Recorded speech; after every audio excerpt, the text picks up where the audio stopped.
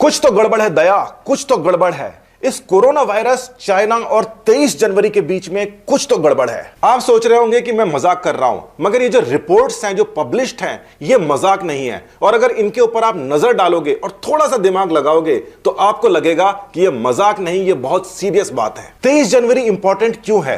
दो वजह से इंपॉर्टेंट है। पहली चीज तो यह है कि वुहान शहर को चाइना ने लॉकडाउन कर दिया था, बाकी पूरी की पूरी चाइना से। दूसरी जरूरी बात यह है कि 24 जनवरी से चाइना के अंदर छुट्टियां पड़ रही थी, जैसे हमारी दिवाली पर छुट्टियां पड़ती हैं। और इन छुट्टियों के बारे में कहा जाता है कि इस समय चाइनीज लोग 30 अरब यात्राएं करते हैं। मतलब कि सारी की सारी यात्राओं को अगर मिला लिया जाए तो 30 अरब यात्राएं हो जाती हैं। तो आप ये सोच रहे होंगे कि चाइना की गवर्नमेंट ने ठीक उसके पहले लॉकडाउन करके अच्छा किया। अगर आप ऐसा सोच रहे हो तो आपकी सोच को सलाम, क्योंकि यह चाइना की गवर्नमेंट का दिखावा भी हो सकता था, दूसरों को बताने का कि देखिए हमारे यहां तो संक्रमण फैल रहा है, हमने इसलिए लॉकडाउन किया है। मगर फिर भी हमने पूरे देश को नहीं किया, केवल हमने एक सिटी को किया है। बाकी जगह तो हमारे बिजनेसेस चालू रहेंगे, क्योंकि हमें तो अपनी अर्थव्यवस्था सुधारनी है। ठीक है, मान लेते हैं, मगर 23 जनवरी को ही इटली के अंदर 2 लोग जाते हैं जो पूरी की पूरी इटली के अंदर कोरोना वायरस फैला देते हैं। और इस प्रकार से फैला देते हैं कि इटली की हालत मरने वालों में सबसे ज्यादा बुरी हो जाती है। यह एक संयोग हो सकता है, मैं इससे इनकार नहीं करता,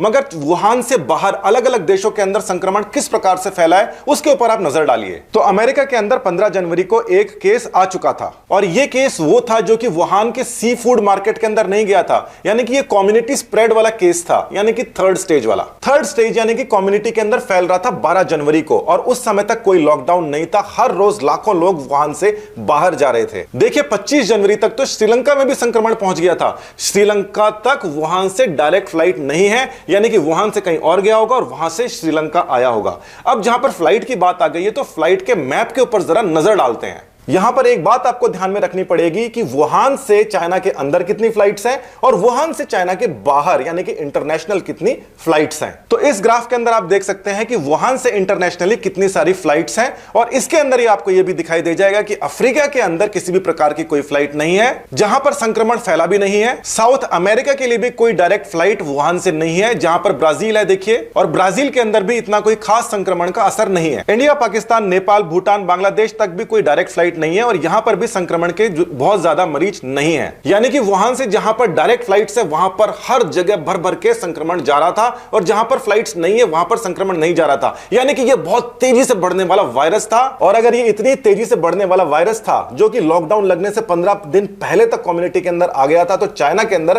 कितना फैलना चाहिए। वुहान से चाइना के अंदर देखिए कितनी बढ़िया कनेक्टिविटी है। ये जो नीले और नारंगी आप रंग देख रहे हैं, स्पॉट्स देख रहे हैं, ये वो जगह है जहां पर वुहान से डायरेक्ट फ्लाइट्स जाती हैं। साथ ही में इस ग्राफ के अंदर आपको दिखाई दे रहा है जो वुहान से इंटरनेशनल फ्लाइट्स जा रही हैं। तो इन दोनों के अंदर आपको जो अंतर है वो साफ नजर आ रहा है कि चाइना के अंदर बहुत ज्यादा फ्लाइट्स हैं डोमेस्टिक, जैसा कि हमेशा होता है, और चाइना के बाहर फ्लाइट्स कम है, इंटरनेशनल फ्लाइट्स कम है, जैसा कि अक्सर होता है। क्या आप इस बात को मानने को तैयार हैं कि एक आदमी अगर इंटरनेशनल फ्लाइट पकड़ता है तो 100 आदमी डोमेस्टिक फ्लाइट पकड़ते हैं? एक आदमी बाहर जाता है तो 100 कम से कम कंट्री के अंदर घूमते हैं। ये तो बहुत साधारण सी बात है। चाइना का रेल नेटवर्क भी बहुत ज्यादा स्ट्रांग है, और वहां की जो कनेक्टिविटी है पूरे चाइना से बहुत अच्छी है। हर रोज 2 लाख से ज्यादा नागरिक वहां से दूसरी जगह में ट्रेवल कर रहे होते हैं। हर रोज 2 लाख, 15 दिन के अंदर 30 लाख। 15 दिन के अंदर 30 लाख यात्री केवल रेल से गए हैं, उसके अलावा फ्लाइट से गए हैं, पैदल भी गए हैं, बस से गए हैं, कार से गए हैं। मगर इंटरनेशनल जहां जहां पे संक्रमण गया है वहां पर केवल फ्लाइट से गए हैं। मैं ये कहना चाहता हूं कि चाइना के अंदर जबरदस्त तरीके से संक्रमण फैल सकता था, मगर वो फैला नहीं, और जो फैलाने वाले लोग थे वो पूरे चाइना के अंदर हर जगह घूम रहे थे, मगर उनको वो संक्रमण हुआ नहीं। आखिर ऐसे हुआ कैसे? बचपन के अंदर डीपीटी का और अलग सारे के सारे टीके लगते हैं, मगर क्या जवानी के अंदर, बूढ़ों के अंदर कभी कोई वैक्सीनेशन देता है? 2019 के अंदर चाइना ने ट्यूबरक्लोसिस यानी कि टीबी के खिलाफ वैक्सीनेशन दी थी। वो पूरे के पूरे कंट्री के अंदर दी गई थी। इसकी काफी ज्यादा चर्चा भी हुई थी। क्या ऐसा हो सकता है कि चाइना के पास में ये वायरस पहले से मौजूद था और इसकी जो काट वाली वैक्सीन है वो पहले से मौजूद थी और टीबी की वैक्सीन के साथ में घोलकर उसको पिला दी गई हो? क्योंकि टीबी के अंदर उस वैक्सीन को देने के बाद के अंदर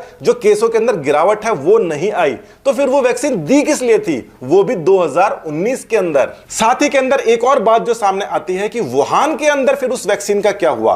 क्या सरकार ऐसा कर सकती है कि अलग अलग शहरों में अलग अलग बैच दे दे, जहां पर एक शहर का जो बैच है, जहां पर दिखावा करना है कि यहां से संक्रमण हमें फैलाना है, वहां पर जानबूझ के वहां के लोगों को वो टीका नहीं लगाए, वो इम्यूनिटी नहीं दे? क्या ऐसा हो सकता है?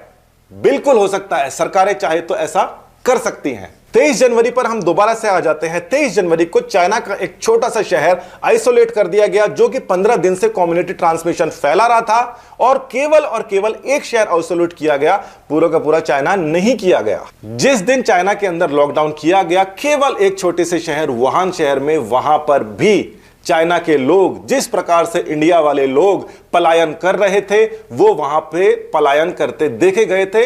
ये रिपोर्ट देखिए, रॉयटर्स की इस रिपोर्ट के अंदर साफ तौर पर लिखा गया है कि ट्रैवलर्स जो हैं वो चाइना का लॉकडाउन को बीट कर रहे हैं, यानी कि उसको पछाड़ रहे हैं, और वो ब्रिज से दूसरी जगह जाते हुए दिखाई दे रहे हैं। लोग तो हर जगह वही होते हैं, जिसको साधन नहीं मिलता वो पैदल चले जाता है, यानी कि संक्रमण फैल रहा था। और जिस हिसाब से इंटरनेशनली संक्रमण फैल रहा था, वुहान के हर दूसरे आदमी को वो संक्रमण था, और वो हर दूसरी जगह जा रहा था। और एक इंटरनेशनल फ्लाइट पर 100 लोग डोमेस्टिकेटेड फ्लाइट से जाते हैं, 10,000 लोग ट्रेन से जाते हैं, और 1 लाख लोग कुल मिला के अलग अलग रिसोर्सेज से इंक्लूडिंग ट्रेन एक जगह से दूसरी जगह जाते हैं। यानी कि इस बात की संभावना कि बहुत सारे इंटरनेशनली टूरिस्ट के अंदर से एक संक्रमित मरीज इंटरनेशनल फ्लाइट पकड़ के ले जाए, वो उतनी ही है जितनी 1 लाख लोग विद इन कंट्री फैल जाएं। इसका मतलब किसी भी प्रकार से संक्रमण तो बचाया ही नहीं जा सकता था, मगर एक चीज उनको बचा सकती थी, उनकी वैक्सीन इम्यूनिटी, जो कि 2019 के अंदर ही बाकी सभी जगह दे दी गई हो, वुहान में नहीं दी गई हो। वुहान को इसलिए छोड़ दिया गया हो कि वहां पर हम किसी प्रकार से इसको फैलाएंगे, अलग अलग जगह जाएगा, उनके पास में वैक्सीन होगी नहीं, और हम केवल एक छोटे से शहर को लॉकडाउन करके दिखावा करके बच जाएंगे।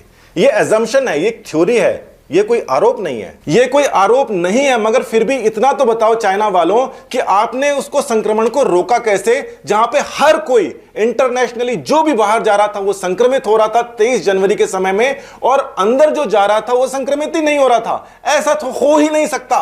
जो वैक्सीन आपने बनाई है, अपने लोगों को दी है, बूढ़ों तक को दी है, वो वैक्सीन का खुलासा करो, पूरे के पूरे विश्व को इस आपदा से बचाओ। अगर यह आपदा तुम्हारे द्वारा जानबूझ के तैयार की हुई नहीं है तो। ये सारी की सारी रिपोर्ट्स उन बहुत सारी हजारों रिपोर्ट्स में से कुछ हैं, जिसका इस समय कई अलग अलग लोग, कई अलग अलग देश अपनी अपनी ब्रांचेस के अंदर स्टडीज कर रहे होंगे, और वो उन सभी संभावनाओं के ऊपर विचार कर रहे होंगे, और दिमाग के अंदर ये उनके सभी के जरूर होगा, कहीं ये बायोलॉजिकल वेपन तो नहीं है, या फिर ये केवल एक एक्सीडेंट तो नहीं है। मगर ये एक्सीडेंट में इतने सारे संयोग कैसे हो गए?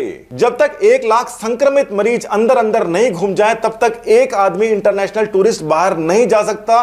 चाइना में टोटल 1 लाख लोगों को संक्रमण ही नहीं हुआ। एक छोटे से शहर को लॉकडाउन किया गया, जब वो 3rd लेवल भी क्रॉस कर चुका था, उसके बाद भी संक्रमण नहीं होता, और दूसरी जगह पूरा का पूरा विश्व इस समय संक्रमित घूम रहा है। कहीं ऐसा तो नहीं है कि चाइना के अंदर दूसरा वायरस घूम रहा है और चाइना के बाहर इंटरनेशनल फ्लाइट्स के ऊपर दूसरा वायरस घुमा दिया गया, जिसके ऊपर सरकारों की अभी तक नजर नहीं है, जो कि एयरबॉर्न ट्रैवल कर रहा है, जबकि अंदर वाला जो वायरस है वो एयरबॉर्न ट्रैवल नहीं कर रहा। शंघाई के अंदर 5-7 मरीज, क्या बात है यार। जिस समय अमेरिका, कनाडा, सब जगह मरीज पहुंच गए हैं, तो शंघाई के अंदर 6-8 मरीज पहुंचे, ये क्या बात है। हर दूसरा आदमी जो चाइना से बाहर जा रहा है वो संक्रमित होकर जा रहा है, और लाखों लोग 15 जनवरी से लेकर 30 जनवरी 23 जनवरी तक पूरे चाइना के अंदर घूम रहे हैं, उनके अंदर संक्रमण का नामो निशान ही नहीं है। अब आप यह बात बताइए कि वायरस को विदेश यात्रा तो पसंद है, मगर उसको चीन के अंदर जो यात्रा कर रहे हैं उसके द्वारा संक्रमण फैलाना पसंद नहीं है। 2-4 पेशेंट्स जो है वो शंघाई में भी जा रहे हैं, दूसरे शहरों के अंदर भी जा रहे हैं, और 2-4 जो पेशेंट्स हैं वो दूसरी कंट्रीज के अंदर जा रहे हैं।